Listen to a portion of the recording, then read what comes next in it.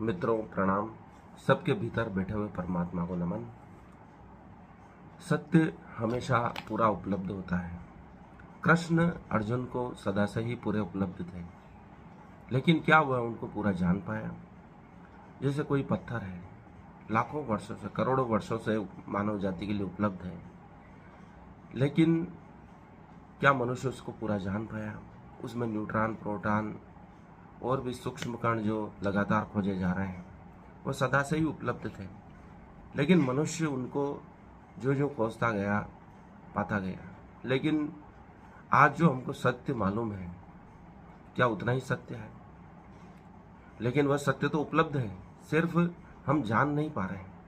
कृष्ण अर्जुन के लिए सदा उपलब्ध थे, लेकिन वह उनको कभी पूरा जान नहीं पाया।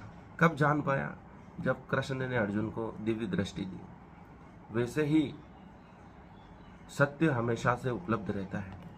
हमारी कमजोरी है कि हम उसको पूरा नहीं जान पाते हैं, अच्छी तरह नहीं जान पाते हैं। जो जो हमारी खोजें बढ़ती जाती हैं, हम सत्य को और अधिक जान पाते हैं, लेकिन पूरा सत्य कभी नहीं जान पाते। एक पत्थर को भी जीवन भर हम समझने का प्रयास करें तो पूरा कभी जान नहीं पाएंगे। उसमें क्या क्या मैटर है, कैसे वो बना है, क्यों उसके कण आपस में जुड़े हैं, वह टूट क्यों नहीं जाते हैं।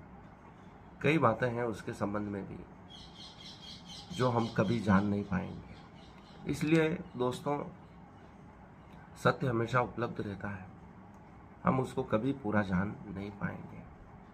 न्यूटन ने जो गुरुत्वाकर्षण के नियम दिए उस समय के लिए सत्य थे, लेकिन आइंस्टीन ने जब गुरुत्वाकर्षण के नियमों को पुनः खंगाला तो हमने नई बात जानी कि और भी इसके रूप हैं, कैसे हम उसको समझ सकते हैं।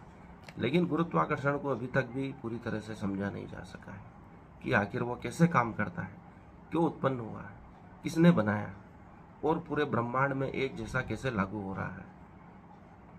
ये सृष्टि के नियम पूरे विश्व में, ब्रह्मांड में कैसे एक समान रूप से व्याप्त है, लागू है, इसको कोई अभी तक समझा नहीं पाया है।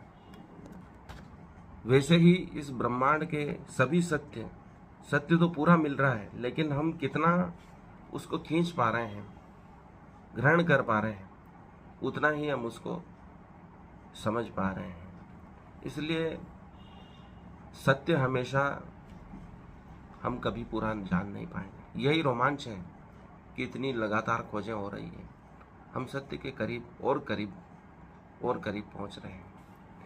इसलिए कृष्ण ने मनुष्य के प्रयास पर ज़्यादा बल नहीं दिया।